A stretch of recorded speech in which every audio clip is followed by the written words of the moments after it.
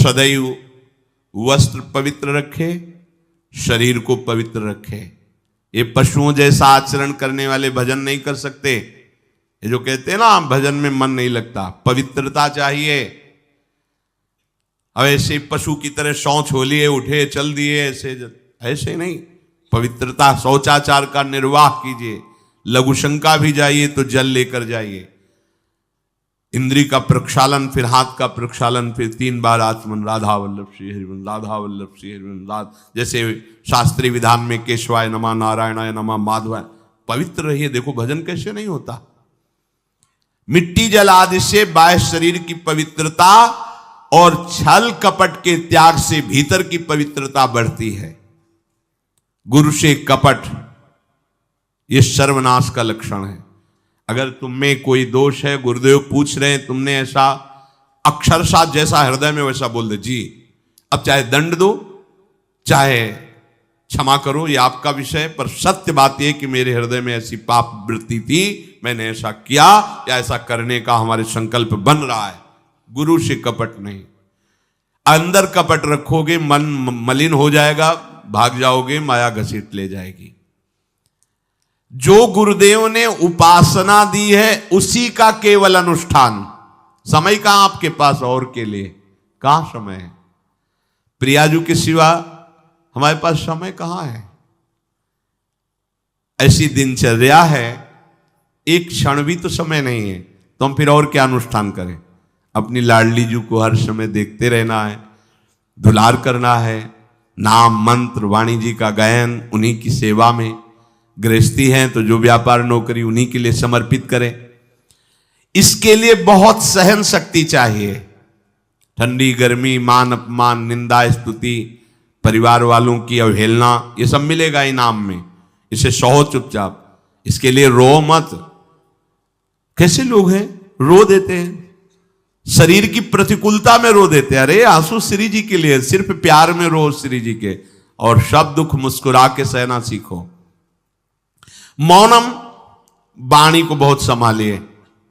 नाम जप के लिए मौन बहुत आवश्यक है। अगर बार बार थोड़ी थोड़ी देर में बोलते रहेंगे तो एकाग्रता भंग होती रहेगी, नाम में मिठास नहीं अनुभव कर पाएंगे। कभी कभी ऐसा होता है ये जाम हो जाता है, बोलना भी चाहे तो नहीं बोल पाते, क्यों? क्रम टूट जाएगा। शाम के समय जैसे किसी से मिलना जुलना नहीं, तो तभी लोग पूछते मौन हो क्या? तो फिर नहीं, मौन नहीं, क्या बात, इशारे समझ लो जो काम, चलो। क्योंकि अगर निरंतर मंत्राकार वृत्ति तो बोलने की भी हिम्मत नहीं रह जाती। पर वहां तक पहुंचने के लिए वाणी का मौन आवश्यक है। मौन का मतलब ऊ करना नहीं है, आवश्यक हो तो शब्द बोल दो, नहीं अधिकतर मौन रहने की चेष्टा करो। जो आपको मार्ग मिला है, कई बार वर्णन किया है कि सत्संग में जो शब्द आपको लगते हैं तो डायरी में लिखना चाहिए, या याद कर लो, बाद में लिख लेना जाके। और अपने लिखे हुए सत्संग के वचनों को रोज स्वाध्याय करना चाहिए। अमुक तारीख के सत्संग में ये पॉइंट, और उनको बार बार, ऐसा नहीं कि आपको ही कह रहे हैं, जहां जहां संत मिले जो जो बोले उनके सामने तो लिखा पड़ी नहीं, पीछे हट के लिखना। 2 डायरी हैं, एक सन्यास की है, एक वैष्णव मार्ग। दोनों को, गुरुजनों की, महापुरुषों की वाणी को एकदम एकाग्रता से सुनाओ। जब अलग हटे तो सबसे पहला काम, इस तारीख को इस महापुरुष ने ये शब्द बोला, और उन्हीं का बार बार स्वाध्याय करना। क्योंकि सब शास्त्रों में कहां हम दौड़े घूमेंगे, महापुरुष जन सब शास्त्रों का सार बोलते, उसे लिख लिया। सरलता, आपका जीवन सरल होना चाहिए। छल कपट द्वंद्व, मुख में कुछ और, हृदय में कुछ और, आचरण में कुछ और, यह दुष्ट पुरुष का लक्षण है। उपासक का, शिष्य का लक्षण नहीं है। दुष्टता का त्याग करो। हृदय में कुछ और चल रहा है, वाणी से कुछ और बोल रहे हो, आचरण में कुछ और है, यह दुष्ट पुरुष का लक्षण है। साधु पुरुष का जो वाणी में वही, हृदय में वही, आचरण में है, तीनों की मिलान है, वही साधु है, वही उपासक है, वही भक्त है, जिसकी तीनों एक हो। वाणी से जो बोला वही हृदय में है, जो हृदय में वही आचरण में है। यहां वाणी से कुछ बोल रहे, हृदय में कुछ चल रहा है, आचरण कुछ और बता रहे, ये ठीक नहीं। सरलता का तात्पर्य है मन, वचन और कर्म, ये तीनों एक होने चाहिए। अहिंसा, वाणी से शरीर से किसी को भी कष्ट ना पहुंचे, ऐसी अंदर धारणा रखो। वो अपने संकल्प विकल्प करके कष्ट भोगे, उसकी बात, हमारे द्वारा किसी को कष्ट ना पहुंचे, ये हमारी धारणा हो। सर्दी गर्मी सुख दुख आदि द्वंद्व हर्ष विषाद आदि जो है, इनको सहना सीखो। भगवान भी आदेश करते हैं, मात्रा स्पर्शास्तु कौन्ते शीतोष्ण सुख दुखदा आगमा पायनो अनित्यास्तास्तितिक्षस्व भारत। जो इनको सह जाता है वही परम पदवी को प्राप्त होता है। थोड़ी सी गर्मी आहा, थोड़ी सी सर्दी आहा, पूरे जीवन गर्मी। पैर की त्वचा ऐसी हो गई थी कि बंबूल का कांटा टूट जाता था, घुसता नहीं था। जीवन में कभी पादुका ही नहीं, तो चमड़ी इतनी मोटी हो गई थी पैरों की। सर्दी गर्मी जैसा आप इसको, आप देखो यहां आप कौन सा स्वेटर पहनते हैं, जीवन में कभी नहीं। सर्दी में क्या होता है, यहां ये त्वचा नहीं क्या, हमें तो लगता है काफी सुकोमल अन्य अंगों से यहां की त्वचा है, कपोल नासिका नेत्र आदि। यहां क्या पहनते हो सर्दी में, क्या बिगड़ जाता है, क्योंकि अभ्यास है। गर्भ के बाद निकलने के बाद यहां कुछ ढका ही नहीं, यहां कुछ नहीं ढका, तो पूरे जीवन ढकने की जरूरत नहीं। और अगर पूरे अंगों में न ढका होता तो पूरे जीवन ढकने की जरूरत नहीं। जो जंगल में दिगंबर महापुरुष रहते थे गंगा के किनारे, कितने, तो उनको क्योंकि अभ्यास, और हमने अभ्यास किया कपड़े लत्ते का, तो अभ्यास, हमने अभ्यास किया एसी रूम का, अभ्यास किया गीजर से नहाने का, वो अभ्यास किया तीनों काल गंगा स्नान, वो अभ्यास, कुछ फर्क नहीं पड़ा इस जड़ शरीर में। इसको जैसे रखो। तो सहने का अभ्यास, यदि माया से मुक्त होना है तो सहने का अभ्यास रखो। ये जरा में ओह बहुत गर्मी, ये नहीं उपासक, गर्मी है ठीक है, शरीर का धर्म है, तो त्वगेंद्री में ताप लग रहा है ठीक है, राधा राधा राधा। आप कहोगे प्रवचन करने से नहीं होता। कभी बिजली नहीं रखी ईद दाम में, कटवा के रखे थे, बिल्कुल नहीं। जितनी देर होश रहा आंख का हाथ से पंखा कर लिया, नहीं तो बस राधा राधा राधा, जो मिला मांग के खाया, कुछ आसन पे लेट। प्रवचन ही केवल नहीं रहे, अब तो जैसे जोई जोई प्यारो करे सोई मुई भावे। नहीं, जानबूझ करके अपने शरीर को अधीन नहीं करना चाहिए। सुविधाओं की अधीनता, तुम भोगता नहीं, सुविधाएं तुम्हें भोग रही हैं। जितना तुम सुविधा भोगी बन जाओगे उतना तुम कमजोर हो जाओगे। सीधे प्रकृति का वार सहो, तुम महात्मा सुदृढ़ बलवान हो जाओगे। तुम्हारे आगे समर्थ शब्द लग जाएगा। जो प्रकृति के और विकारों के वेगों को सीधे सहता है उसे महात्मा कहते हैं। समहात्मा सुदुर्लभा यम ही न व्यथयन्ते ते पुरुषम पुरुषर्षभ सुख दुख समा। जिसका सुख दुख समान भाव, किसी भी वेग की व्यथा से हृदय व्याकुल नहीं होता, वो भगवान को प्राप्त करने का अधिकार प्राप्त कर लेता है। इसलिए सहनशीलता। सर्वत्रात्मनेश्वरान वीक्षाम कैवल्य मनिकेतताम विवक्त चीर वसनम संतोषम एन केनचित। ये ध्यान रखो कि तुम कभी प्रभु से अलग नहीं हो। सर्वत्र भगवान है तो यहां भी है, सब समय में है तो इस समय में भी है, सब में है तो हम में भी है, सबके हैं तो हमारे भी हैं। हम कभी भी प्रभु से बिलग नहीं हूं। एकांत सेवन तुम्हारा स्वभाव बन जाना चाहिए, चाहे जो हो। थोड़े समय के लिए तो एकांत बैठो। एकांत मिला तो मोबाइल का संग कर लिया, एकांत मिला तो मित्र बना लिए, बैठ के प्रपंच वार्ता कर रहे हो। नहीं, अगर भगवत प्राप्ति करनी, माया मुक्त होना है तो एकांत एकांत ही होना चाहिए। भले 100 लोग हैं, हमारा किसी से कोई संबंध नहीं, और हम बैठे हैं अपने आराध्य देव के चिंतन में, हम एकांत हैं। और गुफा में बैठे हैं, शरीर एकांत है, मन से चिंतन संसार का हो रहा है, प्रपंच में है, एकांत में नहीं है। एकांत शब्द का अर्थ समझना चाहिए। हम एकांत को सीधे गुफा या कहीं एकांत, ऐसे एकांत का अर्थ है एक के सिवा दूसरा कोई नहीं, अर्थात एकमात्र भगवत चिंतन में डूबा हुआ उपासक। बाजार में बैठा हुआ भी एकांत है, सभा में बैठा हुआ एकांत है, और प्रपंच का चिंतन करने वाला बंद कमरे में भी प्रपंची है, गुफा में भी प्रपंची है। जहां आप रह रहे हो उसे ये मेरा घर है ऐसी भावना का त्याग कर दे। अनिकेत ये भगवान का दिया हुआ वास स्थान है।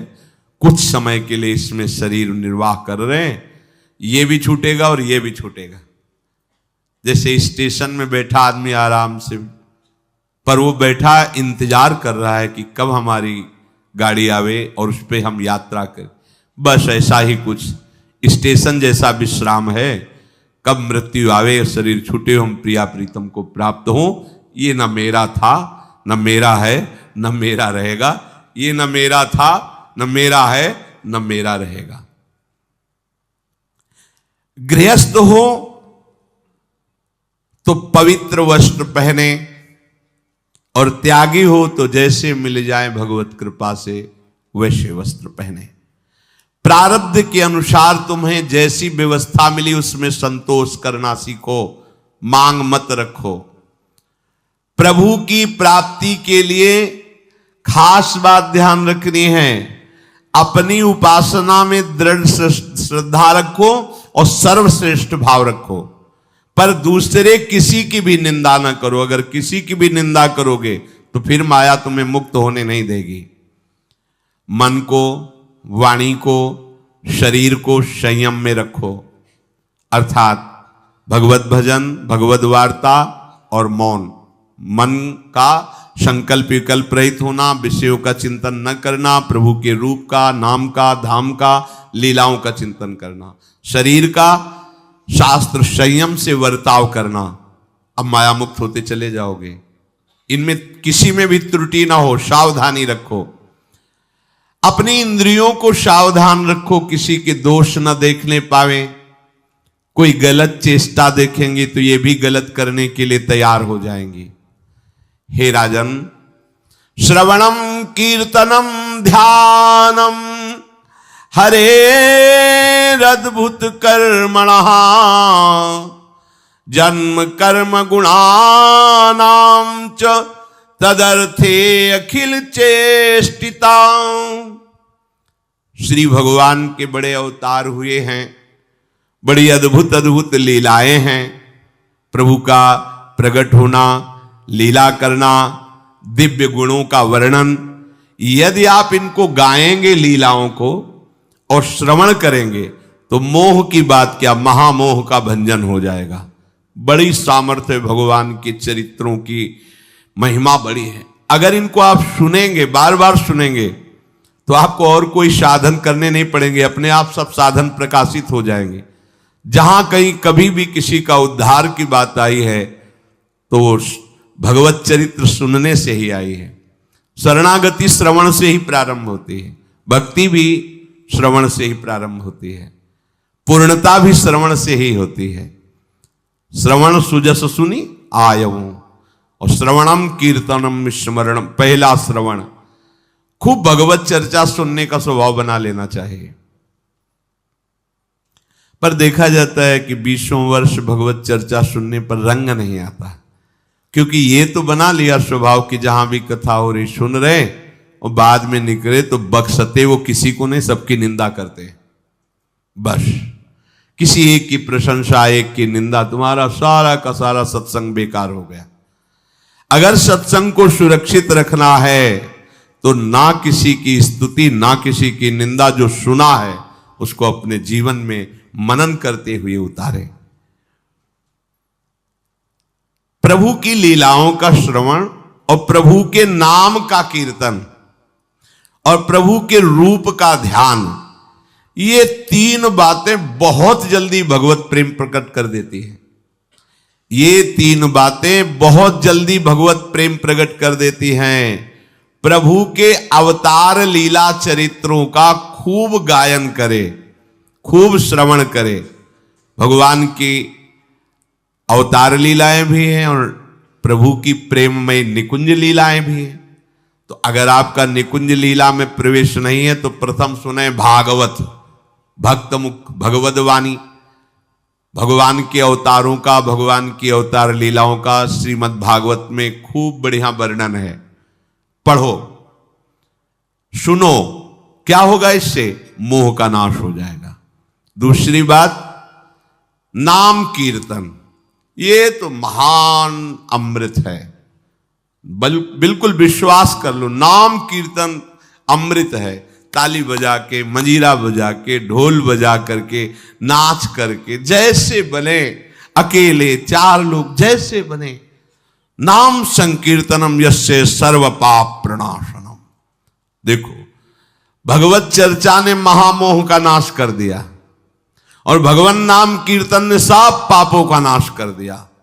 नाम संकीर्तनम यस्य सर्व पाप, सर्व पीछे बीच में जो भी जमा संचित कृप सबको भस्म करने की सामर्थ्य नाम कीर्तन। ये जो राधा राधा आप बोलते हैं, बहुत अमृत है, बहुत अमृत।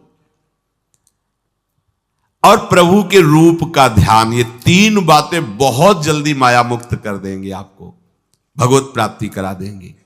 प्रभु के रूप के ध्यान के लिए ही दिव्य श्यामा श्याम ने बिहारी जी का रूप धारण किया। ये किसी मूर्तिकार की रचना नहीं है। श्री राधा रमण जी सरकार, राधा वल्लभ लाल जी महाराज, श्री बांके बिहारी लाल जी महाराज, ये साक्षात प्रगट ठाकुर हैं। प्रिया प्रीतम हमारी दृष्टि में सामर्थ्य नहीं कि देख सके, वो तो हरिवंश नेत्रों से देखे जाते हैं। निकष कुंज ठाड़े भये भुजा परस्पर अंश, श्री राधा वल्लभ मुख कमल निरख नयन हरिवंश। हरिवंश नेत्र प्रकट हो जाएंगे, आश्रित जन हो, चिंता की बात नहीं। पर ये जो रूप प्रकट है, इसके ध्यान में तो तुम्हें कोई श्रम नहीं करना। बिहारी जी महाराज, राधा वल्लभ जी महाराज, राधा रमण जी महाराज, भर नेत्र देखो और अपने नेत्र के कैमरा से खींच लो फोटो।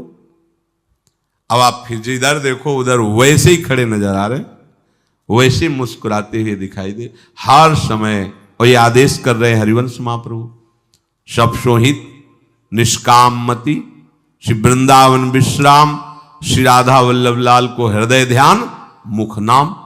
राधा वल्लभ लाल का ध्यान करो और राधा वल्लभ श्री हरिवंश बोलो तो तुम्हारी मति निष्काम हो जाएगी, तुम्हें अखंड वृंदावन वास मिल जाएगा। प्यारे जी तुम्हें प्यारे लगने लगेंगे। ये तीन बातें आपको निश्चित भगवत प्राप्ति करा देंगे। इष्टम दत्तम तपोजप्तम वृत्तम यच्चात्मनः प्रियम, दारान श्रुतान गृहान प्राणान यत् परस्मै निवेदनम। जो भी तुम्हारे द्वारा यज्ञ दान तप अथवा जप सदाचार, ये सब प्रभु को अर्पित कर दो, अविनाशी हो जाएगा। प्रभु को अर्पित कर दो जो भी तुम्हारे द्वारा होता है। हे प्रियालाल, आपकी प्रसन्नता के लिए फिर दोबारा कह रहे हैं, स्त्री पुत्र घर जीवन और अपने प्राणों का मोह त्याग करके, प्राणों का मोह त्याग कर। यहां पूरा समाज वैसे ही सब बैठा है हृदय में। देखो, जिस मार्ग में चलना उसे समझो। अंदर से केवल प्रिया प्रीतम में ही हमारी अहमता ममता होनी चाहिए।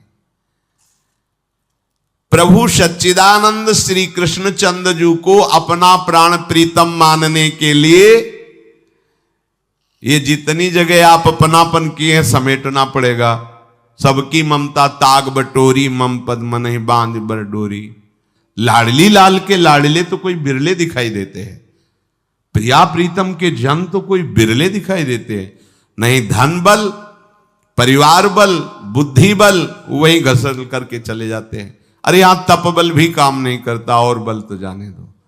यहां हारे को हरे नाम, हार गए, गले पड़ गए। गले पड़ जाओ, बढ़िया, इसी जन्म में कल्याण हो जाएगा। गले पड़ जाने का मतलब, जैसे कोई गले पड़ रहा हो तो उसका मतलब समझते हो? मारो पीटो गाली दो भगाओ, नहीं भागे, वो गले पड़ गए। बोले आप क्या करें, गले ही पड़ गए, आप क्या करें। ऐसे ही पूज्य श्री स्वामी राम सुखदास जी महाराज कहते, श्री कृष्ण के गले पड़ जाओ भैया, इसी जन्म में तुम्हारा कल्याण हो। भगवान के गले पड़ जाओ। गले आप तो जैसे भी हैं, अब आपके हैं, अब तो हम खूब हल्ला मचा कहेंगे कि राधा वल्लभ लाल के हैं, तुम्हें अपनी इज्जत बचा ली तो सुधार लो हमें, समझ गए। ये गले पड़ला, हाउ कहावत, लंबा तिलक लगाएंगे और जय राधा वल्लभ लाल की बोलेंगे। और आपके लायक तो हम हैं नहीं। अब आपको अपने लायक बनाना कि आपका दास कैसा होता है, तो आपको बनाने के लिए कोई मशीन की जरूरत नहीं, आप ऐसे बना दोगे, बना देना। अब आपके गले पड़ गए, आप ही हमारी इज्जत हो, आप ही हमारे जीवन हो, अपनी इज्जत संभाल लेनी हो तो हमें संभाल लेना। वो संभाल लेते हैं। वो मच्छर को ब्रह्मा बना देते हैं, घोर पापी को ब्रह्म ऋषि बना देते हैं, उनके लिए कोई दुर्लभ बात नहीं। पर जब तक अहंकार है तब तक उनकी तरफ से ये प्रोसेस शुरू नहीं होता। जब हार गया और गले पड़ गए, फिर वो बड़े बड़े महात्माओं के द्वारा भी बंदनी हो जाते हैं। यदि इसी जन्म में भगवत प्राप्ति करनी है तो ये काम तो आपको बड़ी जल्दी कर लेना है। जहां जहां हमारी ममता है उसे प्रभु के चरणों में लगानी ही पड़ेगी। चूक करोगे, वही ममता की डोर मन को घसीट लेगी और अब अगले जन्म का विधान बना देगी। यदि आपको इसी जन्म में भगवत प्राप्ति करनी है तो सबकी ममता ताग बटोरी, मम पद मन ही बांध बर डोरी। एवं कृष्णात्मनाथेषु मनुष्येषु च सौहृदम परिचर्यां चोभयत्र महत्सु नृषु साधुषु। और ये सब सहजता पूर्वक तब हो जाएगा जब किसी संत महापुरुष का आश्रय ले लोगे। जिन संत महापुरुषों ने अपने समर्पण के प्रभाव से, भजन के प्रभाव से सच्चिदानंद भगवान श्री कृष्ण को अपनी आत्मा के रूप में साक्षात्कार कर लिया है, यदि उनसे प्रेम हो जाए, संतों से प्रेम होना संतों से बड़ा कठिन है। अभी कोई मुस्कुरा के तुमसे कह दे कि कई दिनों से हम तुम्हें देख रहे थे या देख रही थी, बस तुम्हारे मन को कोई निग्रह विग्रह करने की जरूरत नहीं, वो घसीट जाएगा। वो बड़े भाग्यशाली हैं जिन्होंने संतों से प्रेम किया। यहां कह रहे हैं